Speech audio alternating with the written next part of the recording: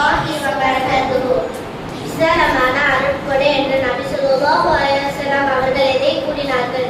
பொறுமை. முஸ்லிம்கள் முதன்முறையாக எந்த நாட்டிற்கு ஹிஜ்ரத் சென்றார்கள்? அபிசீனியா. எதை ஓதினால் மறுமையில் நபி ஸல்லல்லாஹு அலைஹி வஸல்லம் அவர்களுடைய பரிந்துரை கிடைக்கும்? வாக்குதுவா. திருக்குர்ஆனின் மிகப்பெரிய வசனம் எந்த சூறாவில் உள்ளது? அல் பக்ரா. மதியன் வாசிகளுக்கு அனுப்பப்பட்ட நபியார்? ஷுஐப் அலைஹிஸ்ஸலாம். அபூபக்கர் ரலியல்லாஹு அன்ஹு அவர்களின் ஆலோசனைப்படி குர்ஆனை தொகுக்கும் பணியை மேற்கொண்டவர் யார்? சயீத் பின் சாபித் ரலியல்லாஹு அன்ஹு. அலி ரலியல்லாஹு அன்ஹு எத்தனை ஆண்டுகள் புரட்சி செய்தார்கள்? 5 ஆண்டுகள். சொர்க்கத்திற்கு நரகத்திற்கு இடையே என்ன இருக்கும்?